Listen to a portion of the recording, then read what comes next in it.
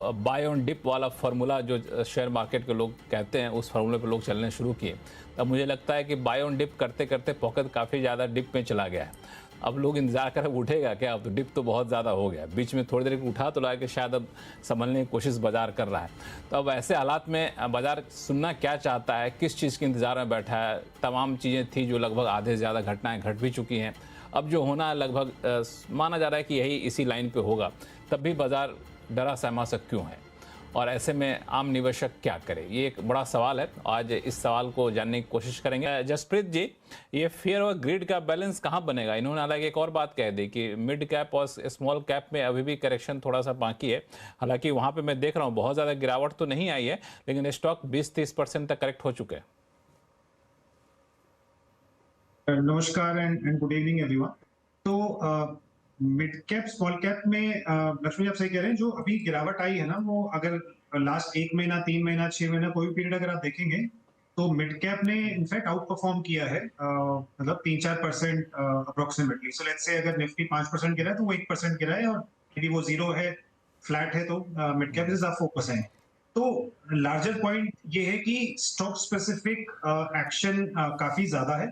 वो अगर नेगेटिव में भी है तो पॉजिटिव में भी है। So there are enough stocks which are up 20-30-40% उसी दौरान जिस दौरान ये कई सारे स्टॉक 20-30-40% डाउन है। तो इंक्रीमेंटली ऐसा देखा जा रहा है कि मार्केट में स्टॉक स्पेसिफिक बहुत ज्यादा एक्शन हो रहा है। While Nifty is flat. Flat मतलब फ्लैट वो कुछ नहीं कर रहा है, राइट? मतलब अभी तो 6 महीने का निफ्टी का रिटर्न देखेंगे, it's exactly zero, right? Mid cap is up 3% and small cap is also up. और उसी दौरान 6 महीने में देयर आर इनफ स्टॉक्स, मतलब रीसेंट लिस्टिंग्स देख लीजिए एंड इवन अदरवाइज। तो कहने का मतलब है कि ज्यादा पोर्टफोलियो में फिर stocks are more on the negative side और पॉजिटिव साइड्स। तो ऑब्वियसली ज्यादा मिड एंड स्मॉल कैप है, ज्यादा अग्रेसिव बेट्स ली हैं, हाई बीटा स्टॉक्स अगर पोर्टफोलियोज में बिल्ट अप हैं, तो obviously it will be more of the latter, जहां पे ओवरऑल वो है। But coming to your point, to your question, हम इक्विटीज रिसर्च एंड रैंकिंग में हम स्पेसिफिक स्टॉक्स पे बहुत ज्यादा फोकस्ड है, रादर देन निफ्टी क्या कर रहा है, क्योंकि बियॉन्ड द पॉइंट हमने वो देखा है लक्ष्मण जी की Nifty banking continuously under pressure है। आईटी ऊपर नीचे, एक क्वार्टर ऊपर एक क्वार्टर नीचे, एंड फार्मा में भी लार्जली वैसे ही। एफएमसीजी का सब की तो बात ही ना करें, मतलब वो तो कोई ट्रेंड ही नहीं है।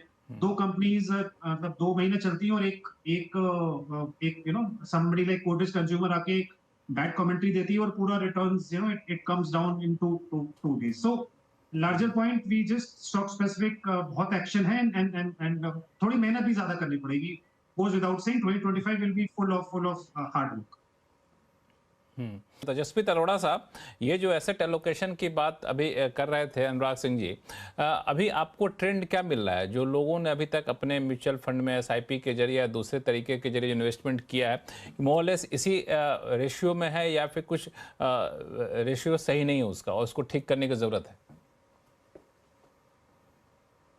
एक्चुअली ये थोड़ा सा ना केस स्पेसिफिक और पर्सन स्पेसिफिक बहुत ज्यादा हो गया है, बिकॉज एक उदाहरण देता हूं आपको कि हमारे यहाँ वी हैव सीन पीपल जो 65-70 इयर्स एज्ड हैं, एंड हम उनका रिस्क प्रोफाइलिंग, एज अच्छा। पर सेबी मैंडेट हमें रिस्क प्रोफाइलिंग करना होता है, एंड हम उनका रिस्क प्रोफाइलिंग करते हैं तो निकल के आता है कि वो मीडियम रिस्क है, right? But and obviously age is a big factor there. जब हम उनके बाद वापस जाते हैं पोर्टफोलियो लेके, and this is what we have allocated to them, उनके डिस्कशन में निकल के आता है कि I am a high risk investor, आपने मुझे मीडियम रिस्क क्यों दी? राइट? तो ये ना समय बदल गया है कि ये राइट एलोकेशन होना चाहिए, इस एज के लिए ऐसा होना चाहिए, right? I think the new trend what जो हमें दिख रहा है, we have recently launched an AIF, right? Cat 1 license unlisted. There's tremendous response for it, right?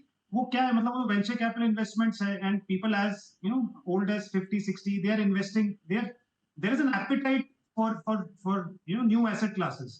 So excluding, let's say, real estate, excluding gold, excluding debt, there are enough now asset classes within equity or, and let's say, allied products. PMS, AIF है, mutual fund है, direct equity है। तो I don't think there is a right mix और a wrong mix. It all depends on individual to individual और जिसका जो risk appetite है। तो दैट्स अ लार्जर पॉइंट। तो क्लाइंट से, कस्टमर से, लोगों से बात करके ही समझ में आता है कि व्हाट वेयर एग्जैक्टली उनका इंटरेस्ट है एंड उनको किस लेवल का returns expected and people are okay with volatility. ये वो भ्रम है कि नहीं मतलब वोलेटिलिटी ज्यादा है तो लोगों को, I mean by now and thanks to channels like you and people like you, people are very well aware that there is an inherent risk in that asset and they're okay with that because by now they know it. So I think it's a matured market, it's a matured asset class. Equity is a very matured asset class. उसके अंदर बहुत सब assets बन गए हैं which are competing very efficiently with traditional assets like real estate and gold and tech.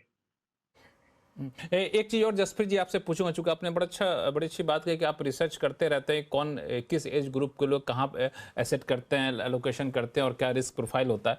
तो मेरा हमेशा से एक जिज्ञासा रही है कि जो नए इन्वेस्टर हैं, नए इन्वेस्टर्स का मतलब जो यंगस्टर हैं, जो लोग ज़्यादा टेक सेवी हैं, जो लोग अभी अभी शेयर मार्केट में एंटर किए, मतलब पिछले 5 साल में एंटर किए, उन लोगों की क्या प्रायोरिटी होती है? प्रायोरिटी वाकई रिटर्न पे रहता है या फिर वो लोग ज़्यादा टेक सेवी कंपनियों को लाइक करते हैं या फिर सीधा देखते हैं कि दिन दूने रात चौगुनी कहाँ से पैसा मिलने वाला है?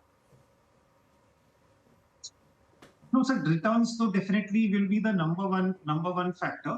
वो definitely will be at all times. But उसी से related चीजें ये भी अभी निकल के आ रही हैं कि do they own stocks? Do they own themes which are trending? Right? Let's say, are they there in fintechs? Are they there in food techs? Are they there in logitechs? Right? Are they there?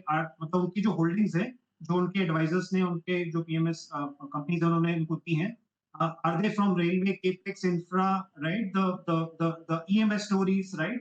जो incrementally हैं. तो if yes, then that's another level of satisfaction that they get beyond returns, right? That is also, and I would say the third part is that there is a continuous engagement with that advisor stroke PMS manager, which again is very necessary, and therefore we have a lot of people doing constant webinars, events, right? And we also do it for our customers so that उससे और ज़्यादा confidence मिलता है.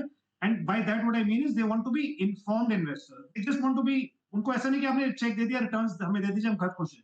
They want to be very well aware कि उनके account में जो shares हैं उसके पीछे का थीसिस क्या है, राइट? उसके मूविंग पार्ट्स क्या है, and that is the next level of investment और next theme of investment, the next set of investors who are looking for such style of investment. नहीं, ये बड़ी अच्छी बात आपने बताई कि जो नए इन्वेस्टर है वो भी बहुत, ऐसा नहीं कि कुछ भी आप पकड़ा दे लेके चले जाएंगे, वो भी बहुत सारी चीज़ें फैक्टर हैं, उसको देखते हैं और देखते हैं कि वाकई क्वालिटी चीज़ें कहाँ पे हैं। जसप्रीत अरोड़ा साहब, अभी 2-3 इवेंट एक बड़े होने वाले हैं। एक तो फरवरी में बजट आने वाला है, उससे पहले डोनाल्ड ट्रंप साहब का शपथ ग्रहण होगा, उससे पहले अर्निंग सीजन शुरू हो रही है। तो आपको क्या लगता है मार्केट इन सारे ट्रिगर के बाद अब स्टेबल हो जाएगा? क्योंकि ये सारी चीज़ें ऐसी होती है जहाँ से थोड़े से अच्छी खबर आने की संभावना बन रही है अभी के माहौल में। और फरवरी में पॉलिसी भी आएगी रिजर्व बैंक की। yes you're right. तो yes, पॉलिसी एंड क्वार्टर 3 के जो इनिशियल जो रिजल्ट्स आएंगे, but incrementally I think since हम बात कर रहे हैं and there is enough chatter on the market by now that quarter 3 will not be as good जो पहले उम्मीद थी, राइट? क्वार्टर 3 मतलब जो गिरावट है वो क्वार्टर 2 की गिरावट से कम रहेगी, but it's now seemingly that उतना अच्छा नहीं रहेगा वो जैसे पहले उम्मीद थी. That's one. Second is Trump आएंगे, शपथ के बाद वो कुछ ना कुछ अनाउंस करेंगे और उन्होंने 2017 में भी काफी कुछ किया था एंड हमने उसका रिजल्ट भी देखा था. That is also there, people know that and that's obviously उस दिन जब करेंगे और रियल में क्या होगा that obviously is another day.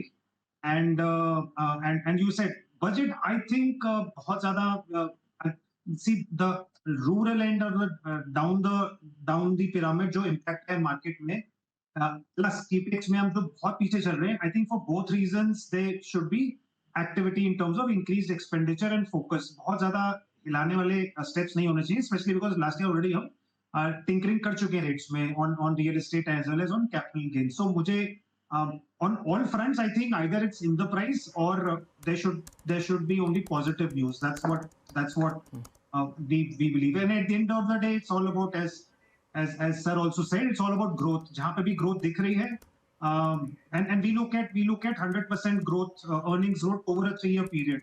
Can that company give a 26% compounding earnings growth over a 3-year period? If yes, तो हम गार्प को सो कॉल्ड गार्प जो है ग्रोथ एट रीजनेबल प्राइस, उसको हम थोड़ा भी growth at slightly more than reasonable price लेके बिल्कुल। आगे बढ़ सकते हैं। चलिए, बहुत बहुत धन्यवाद अरोड़ा साहब। Investments in securities market are subject to market risks. Read all the related documents carefully before investing.